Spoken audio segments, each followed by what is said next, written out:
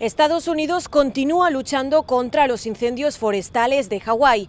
Hasta el momento, al menos 96 personas fallecieron a causa del fuego y las autoridades estiman que la cifra podría aumentar en las próximas horas. Se trata del incendio forestal más mortífero en un siglo.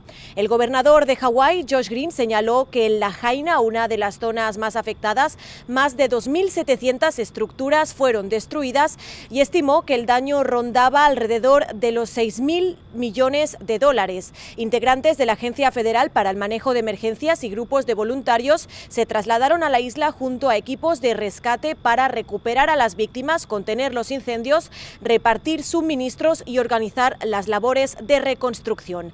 A pesar de que Hawái tiene uno de los mejores servicios de alerta de desastres del mundo, muchos de los supervivientes criticaron la falta de un plan de evacuación claro.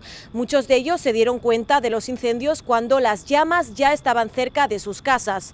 El incendio empezó el martes pasado y las autoridades continúan investigando cómo se originó. Desde Washington informó Julia Riera de La Voz de América para Telearuba. David Weiss, el fiscal federal de Delaware, que ha investigado las negociaciones financieras y comerciales del hijo del presidente, fue designado por el fiscal general Merrick Garland para profundizar la investigación sobre los negocios de Hunter Biden.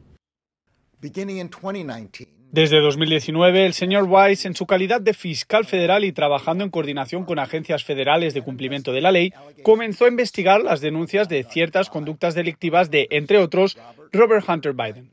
Los fiscales federales han investigado durante 5 años a Hunter Biden por posibles delitos graves de evasión de impuestos, cabildeo extranjero ilegal y lavado de dinero, entre otros.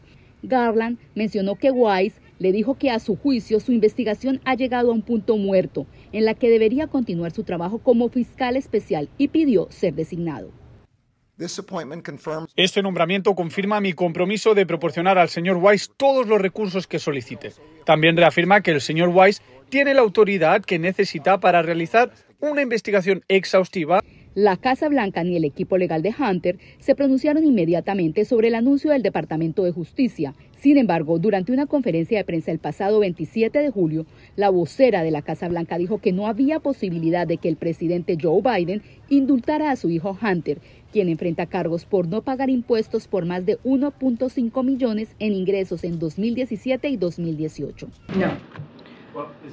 No, le acabo de decir que no, ya le respondí. La designación de Weiss como fiscal especial se produce cuando los republicanos en el Congreso amenazan con una investigación de juicio político sobre afirmaciones no probadas de que el presidente Biden se benefició de las empresas comerciales de su hijo.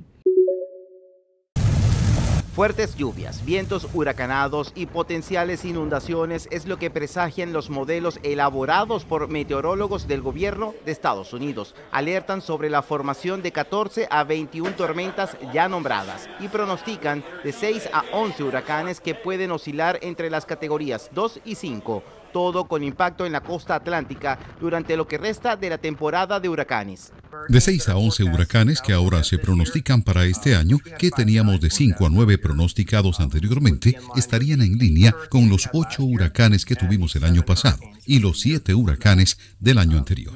Lo normal para cada una de estas categorías son 14 tormentas con nombre, 7 huracanes y 3 huracanes mayores. La Oficina Nacional de Administración Oceánica y Atmosférica, NOAA, por sus siglas en inglés, advirtió sobre el elevado peligro en las zonas cercanas a las costas. Además, destaca el riesgo en zonas afectadas por la saturación de los suelos. La etapa de mayor incidencia puede registrarse a partir del mes de agosto hasta octubre, con mayor riesgo en septiembre, ahora con influencia del fenómeno El Niño, un evento atmosférico en curso que provoca un aumento en la temperatura del agua, según la ONG ambientalista Fundación Bolo. El aumento de la temperatura produce una mayor evaporación del agua que trae más lluvias y en consecuencia deslaves. Cada grado Fahrenheit de calentamiento equivale a un incremento de 20 millas por hora en la velocidad del viento producto de los huracanes. Esta temporada culmina oficialmente en el mes de noviembre. La probabilidad de actividad ciclónica por encima de lo normal es de 60%. Es el reporte. Soy José Perralete de La Voz de América, en Miami para Telearuba.